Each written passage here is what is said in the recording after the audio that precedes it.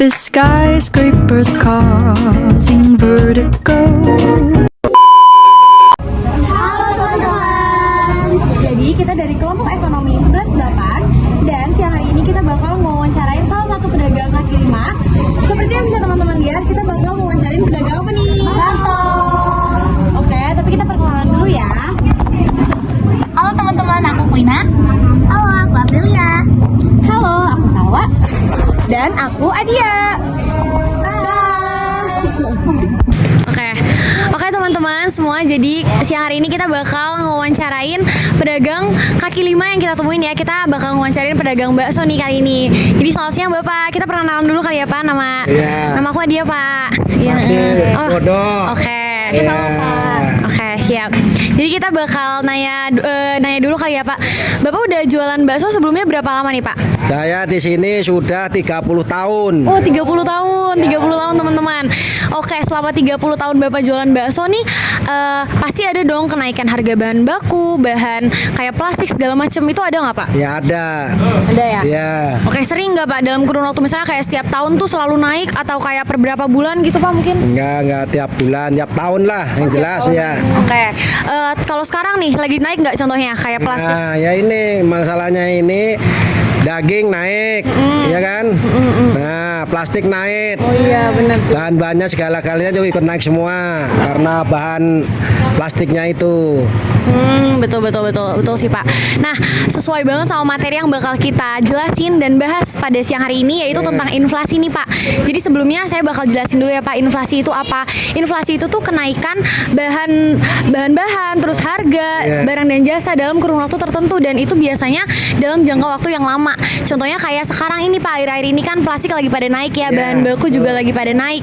Nah, itu tuh disebutnya inflasi Pak. Kayak gitu. Nah, inflasi ini tuh biasanya dirasakan dampaknya oleh pedagang-pedagang kaki lima kayak Bapak contohnya, terus oleh kita para konsumen pembeli. Jadinya kita kalau mau beli baksonya Bapak harganya jadi lebih naik. Terus kita mau beli plastik segala macam harganya jadi lebih naik kayak gitu Pak. Nah, selain daripada itu, tadi kan pengertiannya ya Pak. Nah, sekarang teman saya bakal jelasin penyebab daripada inflasi tersebut itu ada apa aja nih. Bapak sebenarnya saya mau tanya dulu nih Pak sebelumnya. Bapak tuh tahu gak sih sebelumnya penyebab inflasi itu karena kenapa? Kurang tahu inflasi itu apa. Penyebabnya itu biasanya karena kenaikan permintaan sebagai konsumen Pak. Jadi kayak misalnya kita tuh banyak yang beli nih, pembelinya banyak, tapi bahan-bahan Bapak tuh terbatas. Jadi Bapak akan pasti menaikkan harganya karena bahan-bahan Bapak tuh terbatas. Ya, jadi itu bisa dibilang penyebab inflasi Pak. Harga bahan-bahan itu bisa naik juga Pak. Ya Pak, jadi kurang lebih itu penyebab inflasi, sama kayak yang Bapak tadi jelasin, kayak harga bahan baku naik, makanya Bapak jadi menaikkan harga baksonya, atau mungkin porsinya disedikitkan kayak gitu ya kan, supaya Bapaknya tetap untung juga. Nah, selanjutnya kita bakal ganti ke member kita selanjutnya buat ngewawancarain Bapak lagi dan bakal ngejelasin tentang jenis-jenis inflasi. Oke? Langsung aja kita Oke Pak, tadi kan sama teman saya udah dijelasin nih tentang pengertian inflasi dan juga penyebabnya. Saya kenalan dulu ya, saya April Pak. Ya, Pak D Dodo. Oke, saya Quina Pak. Pak D Dodo. Oke. Kali ini saya mau nanya deh ke Bapak. Bapak tahu nggak sih inflasi itu ada berapa macamnya? Kurang tahu saya. Oke, saya kasih tahu ya ke Bapak. betul. Inflasi itu ada 4. Yang pertama itu ada inflasi ringan. Inflasi ringan itu tuh persennya di bawah 10%. Biasanya kalau inflasi ringan itu tuh sering banget terjadi di negara-negara kayak kita. Soalnya pergerakannya itu stabil. Contohnya kayak telur. Misalnya hari ini telur 28.000, besok 30.000. Iya. Terus besoknya lagi bisa turun ataupun naik. Pokoknya naik. Iya, nggak naik ya drastisnya. Terus abis itu yang kedua ada inflasi sedang. Kalau inflasi sedang ini 10-30%. Kalau inflasi ini tuh belum membahayakan ekonomi, tapi biasanya tuh berdampak Pak sama yang konsumen kayak saya. Contohnya kayak kopi susu. Misalnya kopi susu harganya 25.000 sampai 35.000. Nah, tentunya kita sebagai pembeli kayak menahan dong masa kita ngeluarin 35.000 cuman buat kopi. Jadinya saya memilih opsi lain untuk membuatnya di rumah gitu Pak. Nah terus ada lagi nih 2 jenis inflasi yang bakal dijelasin oleh Quina.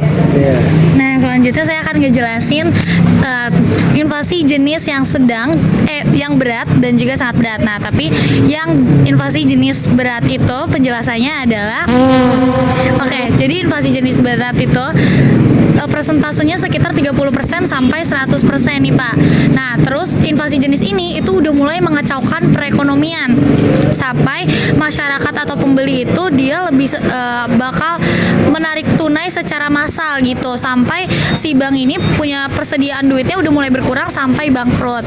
Nah, selanjutnya itu ada inflasi jenis sangat berat. Nah, kalau inflasi jenis sangat berat itu sangat mengacaukan perekonomian sampai kebijakan moneter dan fiskal itu tidak bisa atau sulit untuk mengendalikan inflasi jenis ini. Nah, selanjutnya saya mau nanya nih Pak ke Bapak, kalau misalnya terjadi inflasi kayak gini, apa yang bakal Bapak lakukan atau solusi yang akan Bapak lakukan agar pembeli itu tetap nggak menurun dan Bapak juga nggak rugi gitu sebagai penjual? Kalau saya sebagai pedagang, saya nggak mau naikin harga, hanya saya kurangin. Tadinya gedenya 1, kecilnya 4, sekarang saya kurangin 1, jadi gede 1, kecilnya 3. Oh gitu. Oke, makasih nih Pak penjelasannya dan juga tanggapan dari Bapak ini. Kita juga tadi habis makan bakso, enak banget nih Pak. Oke. Enak banget ya teman-teman semua. Oke, makasih semuanya. Makasih Pak. Ya, Mbak. Oke, nah teman-teman dari penjelasan kita tadi kita tahu ya kalau misalnya inflasi itu ternyata dampaknya juga sampai ke pedagang dan juga masyarakat nih. Contohnya kayak pedagang bakso Bapak ini. Nah terus kalau solusi dari Bapaknya tadi adalah mengurangi jumlah porsi daripada baksonya supaya Bapaknya itu nggak rugi teman-teman. Jadi bagus juga ya, untung juga ya di kita karena kita bayarnya tetap sama walaupun porsinya cuma kurang 1 doang ya, dan kayaknya nggak sengaruh itu deh, kayaknya tetap aman-aman aja gitu buat kita. Jadi itu aja kali ya penjelasan dari kita tentang inflasi, dan terima kasih banyak ya Pak udah menanggapi wawancara dari kami. Semoga dagangan Bapak selalu laris dan berkah barokah. Betul. Amin. Buat teman-teman yang penasaran kita lagi gimana, kita tuh ada di bakso mana nih? Di bakso. Depan dari depan kamu. Oh iya boleh deh. Oke, kita ke depan dulu. Boleh. Nah, kita di mana nih? Kita di bakso Pade Dodo. Oke, jadi ini di mana nih?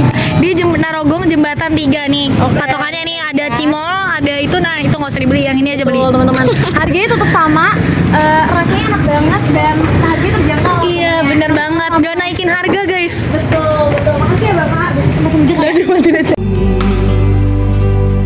Walau ke ujung dunia, pasti akan ku nanti, meski ke 7 samudra, pasti ku kan menunggu, karena ku yakin kau hanya untukku.